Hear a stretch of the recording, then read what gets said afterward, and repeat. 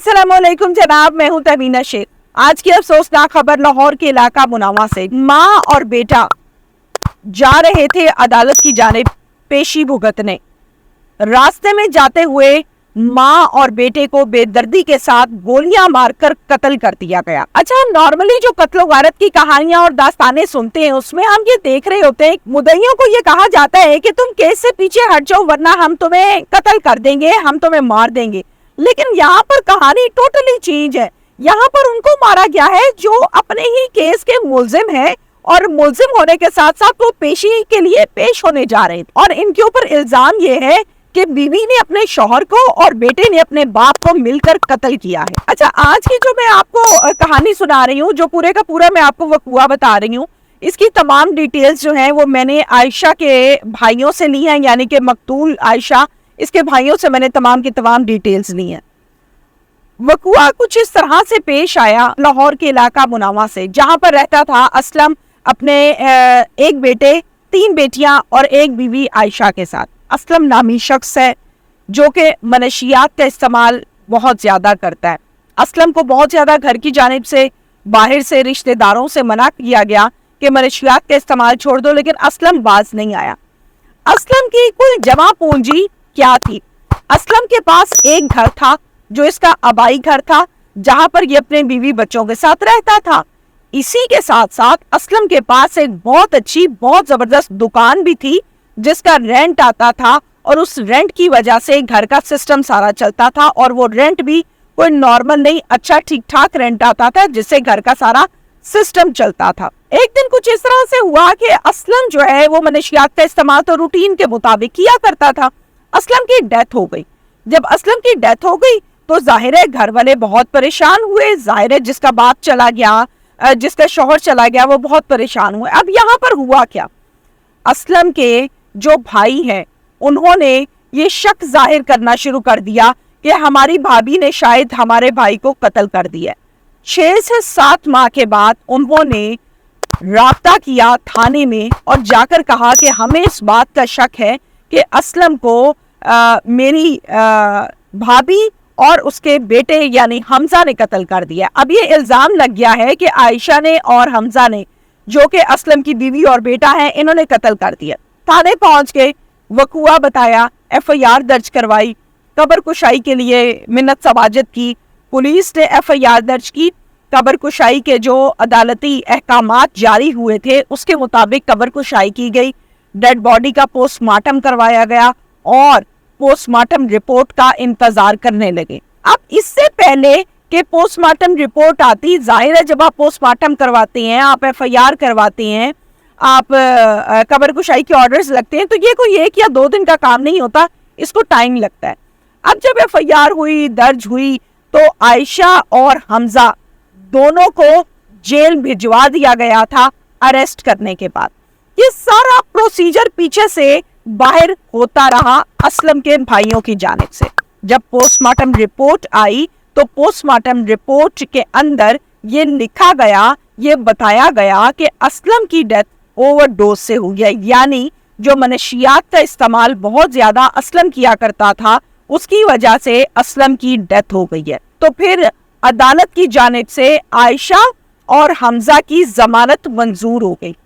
अब जब इनकी जमानत मंजूर हो गई, ये दोनों बाहर आ गए, तो माँ बेटा बहुत परेशान हुए कि ये हमारे ससुराल ने, आयशा ने कहा कि मेरे देवर जेठों ने मेरे साथ क्या काम किया। इसी तरह से हमजा ने कहा कि ये हमारे ताए चाचों ने हमारे साथ किया क्या है। ज़ाहिर शर्मिंदगी भी हुई और कहीं ना कहीं इस बात का गुस्सा भी आया कि एक तो हमारा घर का फर्ज चला गया, दूसरा हम पर इल्जाम आयद किया गया। अब इस सारी गेम के पीछे एक किस्सा क्या था, कहानी क्या थी?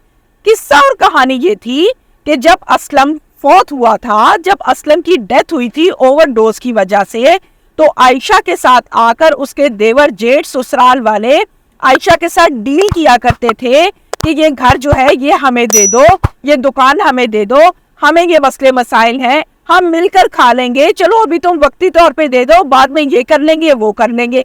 इस किस्म के हीले बहाने और वसीले बनाए जाते रहे, जिसके ऊपर आयशा एग्री नहीं हुई। जब उन्होंने देखा कि ये औरत तो किसी तरह काबू नहीं आ रही है, फिर उन्होंने क्या किया, उन्होंने इसके ऊपर FIR दर्ज करा के इसको बंद करवा दिया। جب لڑکی بند بھی ہو گئی، کیس بھی چل پڑا، جیل بھی جا چکی، اللہ جسے رکھتا ہے اسے کوئی نہیں ذلیل کر سکتا، رسوا کر سکتا۔ وہ الزام اس کے اوپر جو لگایا گیا تھا وہ جب ثابت نہ ہو سکا، عدالت سے اس کو ضمانت مل گئی۔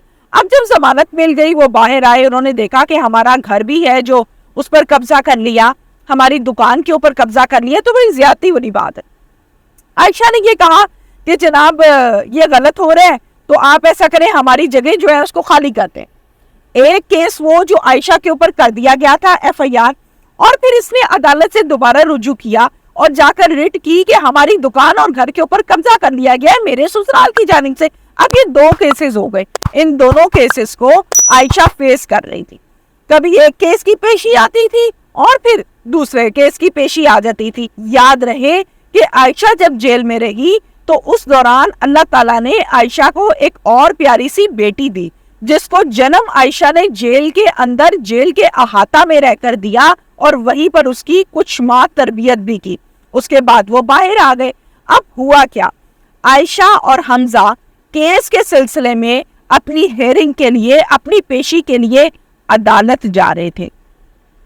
انتہائی افسوسناک بات ہے کہ جب وہ عدالت جا رہے تھے تو پھر اسلم کے بھائیوں کی جانب سے عائشہ اور حمزہ کو فائر مار کے قتل کروا دیا گیا۔ نارملی جب ہم سنتے ہیں تو ہم کہتے ہیں کہ مدعی بہت طیش میں آ گیا تھا، مدعی نے یہ کہا ہوگا کہ عدالت سے انصاف تو سالوں بعد لوں گا، چلو میں اپنا بدلہ خود ہی لے لیتا ہوں۔ پھر دوسرا رخ تصویر کا کچھ اس طرح سے ہم دیکھتے ہیں کہ اس نے ہمارا بندہ مارا ہے، ہم اس کے بندے ماریں گے، ہم اپنا انتقام خود لے لیں گے۔ لیکن یہاں پر کہانی بہت ہی ظلم و ستم والی ہے۔ اسلم کے بھائیوں کی جانب سے عائشہ کو اور اس کے بیٹے حمزہ کو گولیاں مار کر قتل کر دیا گیا۔ ظاہر ہے اب پیچھے اس کیس کو پروسیڈ کرنے والا، اس کیس کو بیک اپ دینے والا کوئی نہ رہا۔ اوچھے ہتھ کنڈے استعمال کیے گئے اسلم کے بھائیوں کی جانب سے صرف ایک دکان اور مکان کو ہتھیانے کی خاطر۔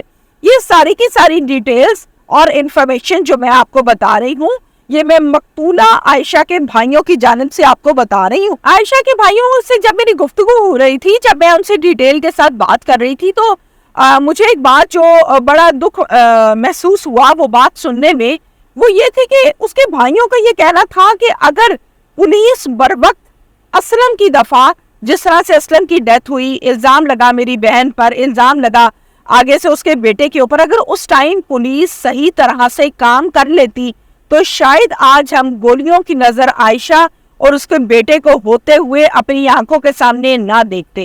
اس پر الزام عائد کیا گیا، اس کو ذلیل و رسوا کیا گیا۔ جب وہ باہر آئی، اس کی ضمانت منظور ہوئی، تو پھر اس کے اوپر بدلہ لینے کے لیے، اس جائیداد کو ہتھیانے کے لیے اس کو قتل کروا دیا گیا۔ تو یہاں پر پولیس کا ایک امپورٹنٹ کردار ہے، نہ صرف یہاں پر بلکہ جہاں جہاں قانون لاگو ہوتا ہے وہاں پر پولیس اگر اپنے فرض کو صحیح طرح سے سر انجام دے تو پھر ہم یہ دن نہ دیکھیں کہ ایک کے بعد دوسرا اور دوسرے کے بعد تیسرا قتل ہو۔ تو قصہ مختصر یہ ہے کہ پولیس کی نیگلیجنسی کی وجہ سے عائشہ اور حمزہ کو فائر لگے اور وہ اس دنیا سے چلے گئے۔